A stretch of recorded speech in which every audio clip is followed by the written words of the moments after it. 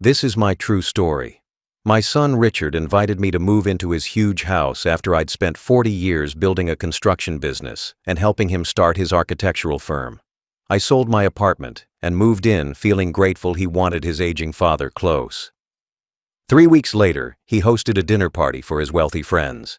I stepped outside for air and stood near an open window. I heard his friend ask who the old guy was. My son laughed and said I was just a useless person living there as charity. But a week later, I completely destroyed his life. Before I tell you what I did next, tell us where you're watching from and what time it is there right now. And please subscribe to this channel so that my stories can reach more people. I spent 40 years of my life building a successful construction business from absolutely nothing. I started with just a truck and some basic tools. I worked 16-hour days in brutal weather conditions.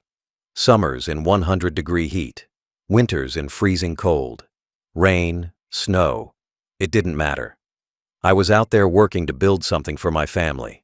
I went through financial struggles that nearly destroyed me multiple times. Banks refusing loans, clients not paying on time, equipment breaking down. But I never gave up.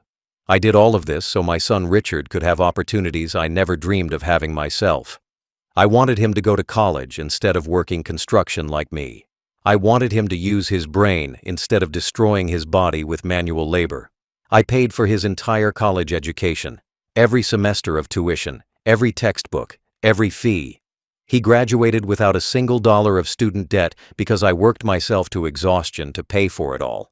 When Richard decided he wanted to start his own architectural firm, I helped him make that dream reality. I gave him money to rent office space. I bought him computers and equipment. I co-signed loans when banks wouldn't trust a young guy with no business history. I poured my life savings into his ventures because I believed in him. I wanted to see my son succeed where I never had the education or opportunity to succeed. I lived modestly in a small apartment while giving Richard everything he needed. I drove an old truck. I wore work clothes until they fell apart. I didn't take vacations or buy nice things for myself. Every extra dollar went into my son's future. I thought I was planting seeds of gratitude. I believed that when I got older and needed help, my son would remember everything I'd sacrificed for him. I thought he'd take care of me the way I'd taken care of him. I watched Richard's architectural firm grow successful over the years. He got bigger clients, he hired employees, he made good money. He bought a huge, expensive house in an upscale neighborhood. He married a woman from a wealthy family. He lived a lifestyle I could never afford. And I was proud of him. I thought my sacrifices had been worth it. I thought I'd given my son a better life than I had. But Richard seemed to forget where his success came from. He forgot about the 40 years I worked in construction to pay for his education. He forgot about the money I gave him to start his business. He forgot about the loans I co-signed when nobody else would. He acted like he'd built everything himself through his own talent and hard work. He started looking at me like I was just some old construction worker who never accomplished anything important. I started noticing little signs that Richard didn't respect me the way a son should respect his father. He'd talk down to me like I was stupid. He'd dismiss my opinions. He'd make comments about how I didn't understand his sophisticated work. He treated me like I was beneath him now that he was successful. But I told myself he was just busy and stressed. I made excuses for his behavior because he was my son, and I loved him. Then, 2 months ago, Richard called me with an invitation that made my heart swell with hope. He said I should move in with him and his wife. He said their house was huge with plenty of space. He said I was getting older and they'd love to have me there. I felt like finally, after all these years, my sacrifices were being acknowledged. Finally, my son wanted his father close during my final years. I was so happy I almost cried. Richard called me on a Tuesday evening and said he'd been thinking about my living situation. He said my apartment was small and probably getting harder to maintain as I got older. He suggested I should consider moving in with him and his wife. He said they had this huge house with extra bedrooms that were just sitting empty. He said it would be nice to have family around. He made it sound like he genuinely wanted me there. I felt my heart swell with emotion hearing those words. After years of feeling like Richard had forgotten about me, this felt like proof he still cared. This felt like acknowledgement of everything I'd done for him. I thought maybe he'd finally realized how much I'd sacrificed. I thought he wanted to take care of his aging father the way I'd taken care of him his whole life. I was so touched I could barely speak. I told Richard I'd love to move in with them. I said it would mean the world to me to be close to my son. He sounded happy on the phone. He said they'd get the guest room ready for me. He said I should start packing whenever I was ready. We ended the call, and I sat in my small apartment feeling grateful and loved. I felt like my relationship with Richard was finally going to be what I'd always hoped it would be. I sold my apartment within a few weeks. It wasn't worth much, but it was all I had. I packed my few belongings into boxes. I didn't own much after living modestly for so many years. Most of my money had gone to Richard. But I didn't mind. I was moving in with my son. I was going to spend my remaining years close to family. That was worth more than any possessions. Moving day came and Richard helped me bring my boxes into his house. The house was absolutely massive. It was worth over $2 million in an upscale neighborhood I'd helped him afford. Beautiful architecture, expensive furniture. Everything was perfect and polished. My small room felt huge compared to my old apartment. I felt grateful, but also a bit out of place in such a fancy home. Richard's wife was polite but distant when I moved in. She showed me where things were in the kitchen. She explained the house rules about noise and guests. She made it clear this was her space and I was a guest there. But I didn't mind. I was just happy to be living with my son. I thought over time we'd all become closer. I thought this was a new chapter in our relationship. The first couple weeks were okay. I tried to stay out of everyone's way. I spent most of my time in my room reading or watching television. I'd come out for meals and try to make conversation. Richard was busy with work most of the time. His wife was busy with her social life. I felt a bit lonely, but I told myself that was normal. They had their lives, and I was just adjusting to being there. Then 3 weeks after I moved in, Richard announced he was hosting a dinner party. He said some of his architect friends and their spouses were coming over. He said it would be a good opportunity for me to meet his colleagues. I was excited. I thought this meant he was proud to introduce me to his professional circle. I thought he wanted to show his friends that his father lived with him. I had no idea what was really coming. The dinner party was on a Friday night. Richard's architect friends started arriving around 7 o'clock with their wealthy spouses. They were all successful, polished people who drove expensive cars and wore designer clothes. They talked about luxury vacations to Europe and investment properties they were buying. They discussed art and wine and restaurants I'd never heard of. Everything about them screamed money and sophistication. I felt out of place but tried to be friendly and welcoming. I joined them in the massive living room where everyone was gathering before dinner. Richard was playing host and pouring drinks for his guests. His wife was showing off their renovated kitchen to some of the women. I sat on the couch trying to find a way into the conversations happening around me. Nobody really acknowledged me much. They'd glance at me occasionally but mostly talked among themselves like I wasn't there. I tried to contribute to the conversation when they started discussing a new commercial building project in the city. I had 40 years of construction experience. I knew that industry inside and out. I'd built the kinds of buildings they were now designing in their fancy offices. I shared a story about working on a similar project years ago. I explained some of the challenges we'd faced and how we solved them. I thought my experience might be interesting to these architects. But they barely listened. They smiled politely and nodded, but I could tell they weren't really interested in what some old construction worker had to say.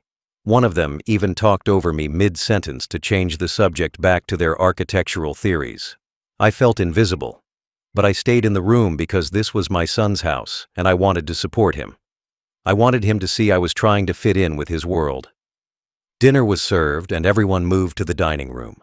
I sat at the far end of the table away from most of the conversation. The food was fancy and expensive, way more elaborate than anything I was used to eating. I ate quietly while the others talked and laughed. Richard was at the head of the table entertaining everyone with stories about difficult clients and design challenges. He was charming and funny. Everyone loved him. I felt proud watching my son be so successful and confident. After dinner, people moved back to the living room for coffee and dessert. The house was warm and crowded. I started feeling a bit overwhelmed by all the noise and conversation I wasn't part of. I needed some fresh air. I excused myself quietly and stepped out onto the back patio through the sliding glass doors. The cool night air felt good after being inside with all those people. I stood in the shadows near the side of the house, just breathing and trying to relax. That's when I noticed the living room window was open. It was one of those warm spring evenings where people open windows to let in the breeze. I could hear the dinner party conversation continuing inside. I wasn't trying to eavesdrop, I just happened to be standing near the window. Then I heard Richard's colleague ask a question that made me freeze. "So Richard, who's the old guy? Family?" There was a pause. Then I heard my son's voice. And what he said next destroyed me. Richard laughed. It was a casual, dismissive laugh that cut through the night air. "That's my dad. He's just living here now. Honestly, he's just a useless person at this point. Can barely hold a conversation. Doesn't understand anything about our work. I'm basically doing charity letting him stay here." The words hit me like physical blows. I stood frozen in the darkness, unable to move or breathe. My own son had just called me useless to his friends. I stood completely frozen in the darkness outside that open window, unable to process what I'd just heard come out of my son's mouth. Richard had just called me a useless person. He'd told his wealthy friends that I could barely hold a conversation. He'd said I didn't understand anything about their sophisticated work. He'd reduced me to charity, a burden he was too polite to throw out. My own son, who I'd sacrificed 40 years of my life for, had just erased me in front of people I'd helped him impress. The conversation inside continued while I stood there in shock. Richard's colleague responded to what he'd said about me. "Well, that's nice of you to take him in, I guess. Family obligation and all that." Richard laughed again. That same dismissive, casual laugh that made my stomach turn. "Yeah, I mean, what else can you do, right? He's my father. Can't exactly kick him out on the street. But honestly, my wife isn't thrilled about it. She says he's always underfoot, always in the way. We're hoping it's just temporary, until we can figure out some kind of assisted living situation." Another voice joined the conversation, a woman I recognized as one of the architect's wives. "What did he do for work before?" she asked.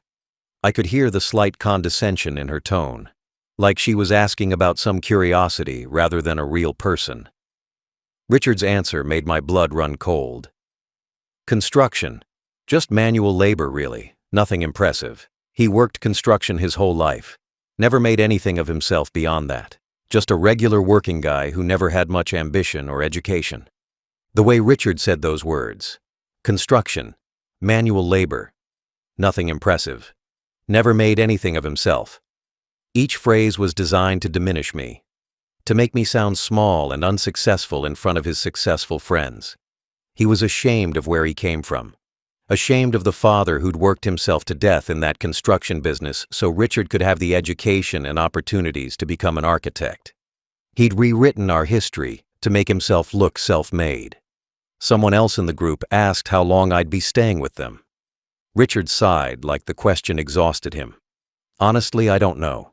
He sold his apartment to move in here, so he doesn't have anywhere else to go right now. We're stuck with him for the foreseeable future. He just sits around the house most of the day, watches television, doesn't really contribute anything. It's like having a pet you have to take care of but can't really interact with in any meaningful way." The group laughed at that comparison. My son had just compared me to a pet, an animal that needed care but couldn't contribute. The people in that living room drinking expensive wine in the house I'd helped pay for were laughing at me. And Richard was leading the mockery. He was the one giving them permission to see me as less than human. He was the one teaching them to view his father with contempt. I heard his wife's voice join the conversation. "It's definitely been an adjustment having him here. The house doesn't feel like ours anymore. We have to tiptoe around and be quiet. We can't have private conversations. It's like living with a stranger who happens to be related to us. I've been pushing Richard to look into senior facilities, but he feels guilty about it. I keep telling him it would be better for everyone including his father, but you know how family guilt works." I stood outside in the dark, listening to my son and his wife discuss me, like I was a problem they needed to solve. Like I was an inconvenience disrupting their perfect life. I listened to them forget every sacrifice I'd made, every dollar I'd given, Every opportunity I'd created for Richard that led to this exact moment where he could afford a $2 million house and host dinner parties for successful friends. He'd forgotten all of it. Or worse, he'd chosen to erase it so he could pretend he'd built everything himself. The laughter from inside the living room continued, getting louder and more genuine. It wasn't just polite chuckling anymore. These people were genuinely amused at the situation Richard had described. They thought it was funny that this old construction worker was living in his successful son's house being a burden. They thought it was entertaining that Richard was stuck with an aging parent he clearly didn't respect or want around. The cruelty of it cut deep. But I couldn't stop listening. I was frozen in place. I needed to hear everything my son was saying. I needed to know exactly what he really thought of me. Richard continued talking about me like I was some fascinating problem he was trying to solve. The thing is, he doesn't even realize how out of place he is in this house. He tries to join our conversations about architecture and design like he has something valuable to contribute. He tells these long, boring stories about construction projects from like 30 years ago. Stories about pouring concrete and framing buildings. He thinks anyone at this table cares about that kind of manual labor work. He doesn't understand that swinging a hammer on a job site isn't the same as creating actual art through architectural design. One of the women at the party asked Richard if I'd been successful in the construction business. I held my breath, waiting to hear how my son would answer. There was a pause. Then Richard spoke in a way that completely rewrote our family history.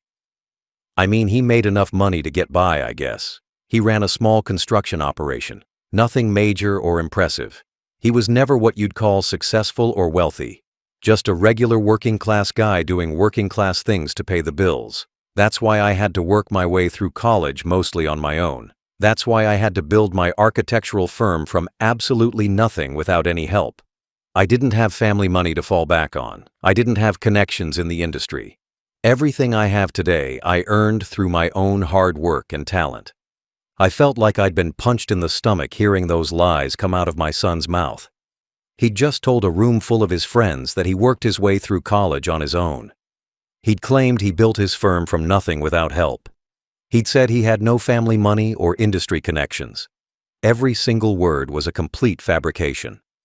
I'd paid for his entire college education with money from my construction business. I'd given him hundreds of thousands of dollars to start his architectural firm. I'd provided the industry connections from my 40 years in construction that got him his first 3 major clients. But he'd erased all of that. Richard's wife jumped into the conversation, adding her own complaints about having me in their house. Honestly, it's been really difficult having him here. Richard felt obligated when his father gave him this guilt trip about being old and alone. But the man contributes absolutely nothing to our household. He just sits in his room all day watching television. He comes out for meals and tries to make small talk about things nobody cares about. When we have guests over like tonight, we have to explain who he is and why he's living here. It's awkward and embarrassing for everyone. One of Richard's colleagues tried to offer some sympathy. Well, you guys are doing the right thing taking care of family. A lot of people would just stick their elderly parents in some nursing home and visit once a month. You're being good people, even though it's clearly inconvenient for you. Richard accepted this compliment like he actually deserved praise.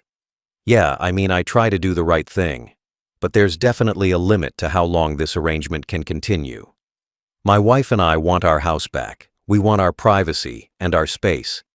We didn't sign up to be permanent caretakers for my father. We're looking into assisted living facilities that might be a better fit for everyone involved. The group murmured agreement and understanding. They all seemed to think Richard was being so generous and patient. They had no idea the real story. They didn't know about the money I'd poured into Richard's life. They didn't know about the connections I'd provided. They didn't know I'd helped pay for the very house they were sitting in. Richard had successfully convinced them he was self-made, and I was just some burden he'd graciously taken in out of family obligation. What Richard didn't know, and had apparently never bothered to learn, was that his huge, expensive house wasn't entirely his property. When he'd been trying to buy this house 5 years ago, he was struggling to secure the mortgage. The banks looked at his income and his business history and said he didn't qualify for the loan amount he needed. The house cost $2.3 million.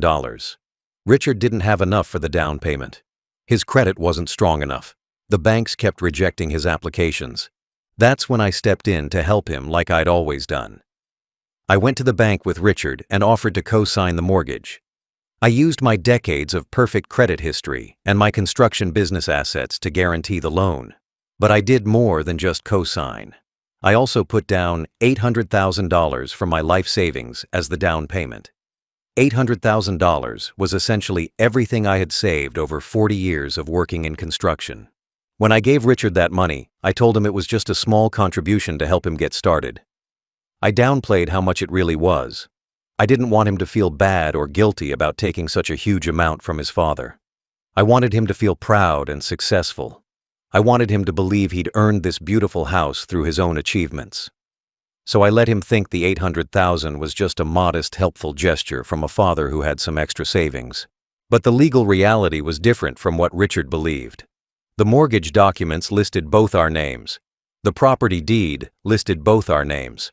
I wasn't just a co-signer who'd helped him qualify. I was a legal co-owner of the house. I owned a significant percentage of the property based on the down payment I'd provided. Richard thought this was his house that he'd bought himself. But legally, it was our house that we owned together. Over the 5 years since buying the house, Richard had been making the monthly mortgage payments from his architectural firm income. He'd been maintaining the property and paying the taxes and insurance. In his mind, that made it completely his. He'd forgotten or chosen to ignore the $800,000 I'd put down. He'd forgotten I was listed on the deed. He thought of this as his personal achievement and his property alone. So when Richard stood in this living room telling his friends that I was just some useless old man living here as charity, he had no idea what he was really saying. He was calling me useless while living in a house I legally co-owned. He was describing me as a burden in a home I'd paid $800,000 to help him purchase. He was telling people I'd never accomplished anything while sitting in a $2 million property that wouldn't exist without my money. The irony was devastating. Richard genuinely believed he was doing me a favor by letting me live here. He thought he was being generous and charitable. He had no concept that this was partially my house. He'd completely erased from his memory the conversation we'd had 5 years ago when I co-signed and wrote that massive check. Or maybe he remembered, but had convinced himself it didn't matter anymore. Either way, he saw himself as the sole owner, graciously allowing his useless father to occupy a guest room. Standing outside in the dark, listening to him trash me to his friends, I realized Richard had no idea how much power I still had over his life. He thought he was independent and self-made. He thought everything he had was his alone. He had no clue that his house, his business, his entire foundation of success was built on support from the father he was calling worthless. He had no idea I could take it all away. But he was about to learn. Richard also didn't remember or had conveniently chosen to forget that his successful architectural firm hadn't been built entirely on his own talent and hard work like he'd just told his friends. When Richard graduated from college with his architecture degree, he had education, but zero real-world experience. He had no clients. He had no reputation. He had no connections in the industry. Banks wouldn't give him business loans because he couldn't prove he'd be able to generate revenue. He was just another fresh graduate with big dreams and no practical way to achieve them. That's when I used my 40 years of relationships in the construction industry to help launch his career. I'd spent 4 decades building buildings and working with developers and contractors and property owners across the entire region. I knew everyone who mattered in construction and development. I had a reputation for quality work and reliability. People in the industry trusted me and valued my opinion. I'd earned that respect through 40 years of showing up and doing good work. I started making phone calls on Richard's behalf to developers I'd worked with for decades. I told them my son had just started an architectural firm and was looking for his first clients. I explained he was talented and educated and eager to prove himself. But more importantly, I personally vouched for him. I put my own reputation on the line. I told these developers that hiring Richard would be doing me a personal favor. And in the construction industry, personal favors and relationships matter more than almost anything else. 3 major developers agreed to give Richard contracts based entirely on my recommendation. These weren't small projects. These were significant commercial developments worth hundreds of thousands in architectural fees. Projects that would normally go to established firms with proven track records. But these developers gave the work to my untested son because I asked them to, because they trusted me, because 40 years of working together meant something. Richard's first project was designing a medical office building for a developer named Tom Chen, who I'd worked with for 20 years. Tom didn't hire Richard because of his portfolio or his credentials. Tom hired Richard as a favor to me. The second project was a retail complex for another developer I'd built relationships with over decades. Same story. The third was a mixed-use development. Again, my connection made it happen. These 3 projects gave Richard the foundation he needed to build his firm. With those projects on his resume, Richard could approach other clients and show real completed work. He could prove he was capable of handling major developments. His business grew from there. He hired employees. He took on bigger projects. His reputation in the architectural community grew. But none of it would have happened without those first 3 contracts I secured for him through my construction industry connections. Those relationships I'd built over 40 years of manual labor that Richard now dismissed as unimpressive. Richard had completely rewritten this history in his mind. He'd convinced himself that his talent alone had won those early clients. He'd forgotten or chosen to ignore the phone calls I made, the meetings I set up, the personal guarantees I provided. He'd erased my role in launching his firm because it didn't fit the self-made narrative he wanted to present to his wealthy friends. He wanted them to see him as someone who'd built everything through his own merit without help from his working-class construction worker father. Listening to him tell these people he'd built his firm from nothing without family connections was like being erased from history. I was standing outside in the dark while my son denied my existence and my contributions to his success. He was ashamed of where he came from, ashamed of the manual labor foundation that had made his white-collar career possible. And he had no idea that those same construction industry relationships he was pretending didn't exist were still active and still valuable. He had no idea I could make one phone call and destroy the client base he thought he'd built himself. I spent the entire weekend after that dinner party sitting in my room planning exactly what I was going to do to teach Richard a lesson about calling his father useless. I couldn't sleep. I couldn't eat. All I could think about was the contempt in his voice when he'd told his friends I was just a burden living there as charity. The way he'd erased 40 years of sacrifice and support to present himself as self-made. The laughter from those people sitting in a house I'd helped pay for while mocking the man who made it all possible. Saturday morning, I called my lawyer. His name was Frank, and he'd handled my business affairs for 30 years. I explained the situation to him. I told him about the house and how I was listed as co-owner on the deed. I told him about Richard calling me useless to his friends. I told him I wanted to use every legal option available to show my son exactly how much his useless father had been holding up his entire life. Frank listened carefully and then started outlining what we could do.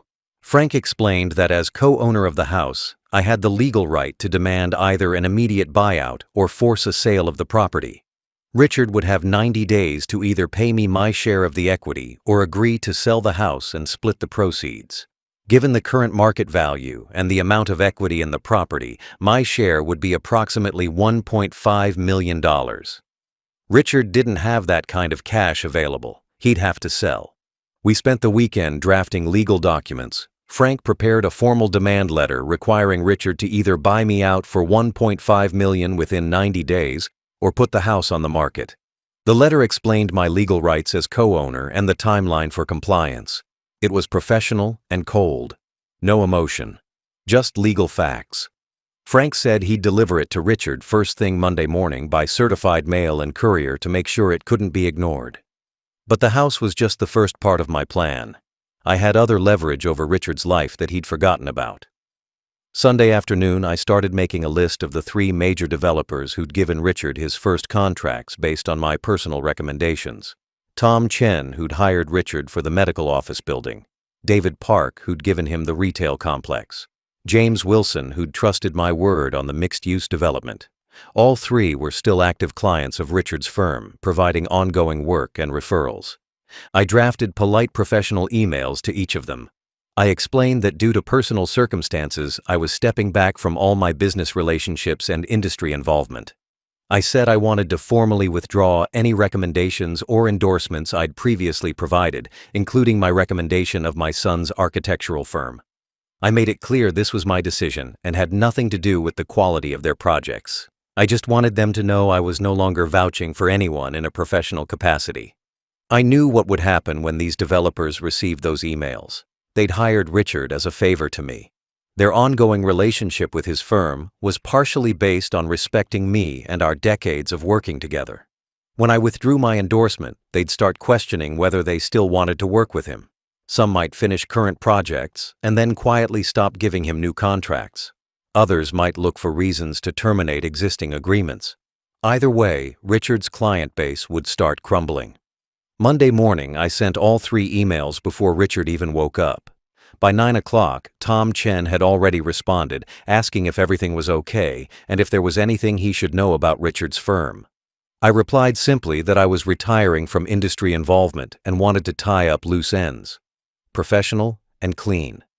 By 10 o'clock, Frank confirmed the legal demand letter had been delivered to Richard's house by courier. My son was about to have the worst day of his professional life, and he had no idea it was coming. Richard also had a business bank account that he'd been using to run his architectural firm for the past 5 years. When he first started the company, I'd helped him set up this account at my bank, where I'd done business for decades. The bank manager trusted me and was willing to work with Richard because of our relationship. But starting a business account as a brand new firm with no financial history was risky from the bank's perspective. They wanted guarantees. I offered to be listed as a co-signer on the account to give the bank the security they needed. I told Richard this was just a formality so he could get the account approved. I explained I'd never actually touch the money or interfere with his business. It was purely for the bank's peace of mind. Richard agreed gratefully. He signed the paperwork making me a co-signer with full access to the account. The bank approved it immediately based on my 40 years of banking history with them. Over the next 5 years, Richard's firm grew and the business account balance grew with it. He deposited client payments. He paid employee salaries. He covered business expenses. The account became the central financial hub of his entire operation. At any given time, it held between $500,000 and $700,000. This was his operating capital, the money he needed to run payroll and pay vendors and keep his business functioning on a daily basis. Richard had completely forgotten that I was listed as co-signer on this account. Or maybe he'd never really understood what that meant legally.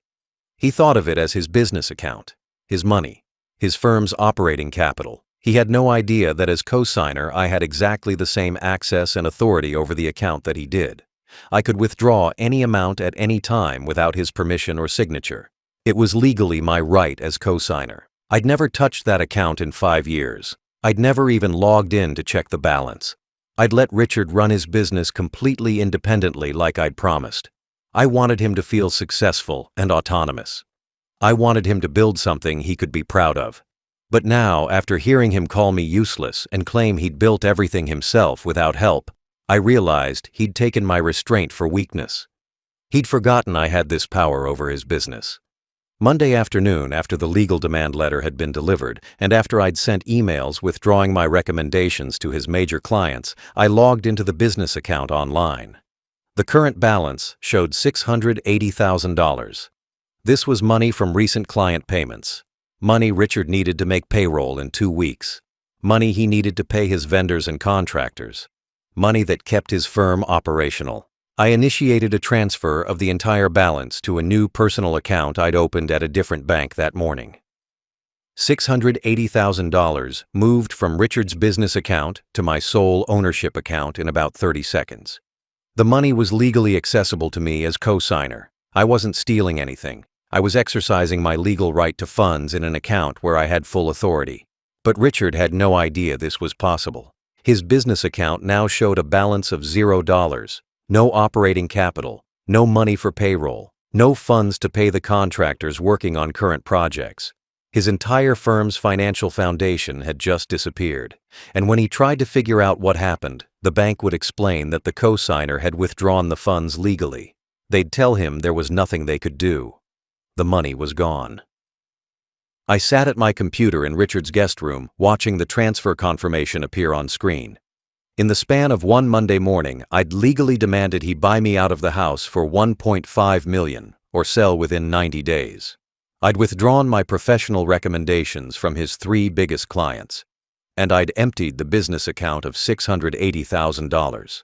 My son's entire world was about to collapse, and he still had no idea his useless father had done any of this. Within 7 days of that Monday morning, Richard's entire world imploded in ways he never saw coming. The legal demand letter arrived first. He called me frantically asking what it meant. I explained calmly that as co-owner of the house, I was exercising my legal right to either be bought out for $1.5 million or force a sale within 90 days. He started yelling that this was his house. I reminded him both our names were on the deed. He had 90 days to figure it out.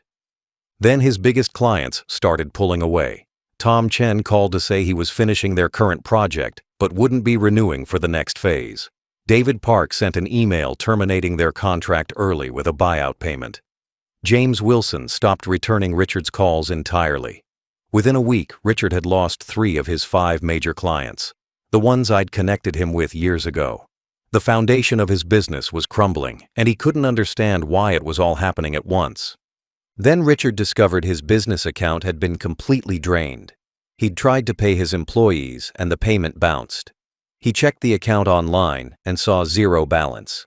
He called the bank in a panic. They explained that the cosigner had legally withdrawn all funds. When Richard asked who the cosigner was, they told him it was me. His useless father, who he'd forgotten, had access to the account he'd been depending on for 5 years. Richard showed up at my door that Friday evening, exactly 1 week after the dinner party where he'd called me useless. He looked absolutely destroyed. His eyes were red from crying. His hands were shaking. He'd clearly not slept in days. He started begging me to explain what was happening. Why was I doing this to him? What had he done to deserve this? He said his business was collapsing. His house was being forced into sale. His wife was threatening to leave him. His entire life was falling apart. I looked at my son and spoke calmly without any anger in my voice. You called me useless. You told your friends I was just a burden living here as charity. You said I never accomplished anything. You claimed you built your firm from nothing without help. You erased 40 years of sacrifice I made for you. So I'm removing all the useless support I've been providing. The house I co-owned and paid $800,000 for. The business account I co-signed that you forgot about. The industry relationships I built over 40 years that got you your first clients. Richard tried to apologize. He said he didn't mean what he'd said at the party. He claimed he was just trying to impress his friends. He swore he was grateful for everything I'd done. But I'd heard the contempt in his voice that night. That wasn't a man trying to impress people. That was a man who genuinely believed his father was worthless. No amount of apologizing would change what I'd heard.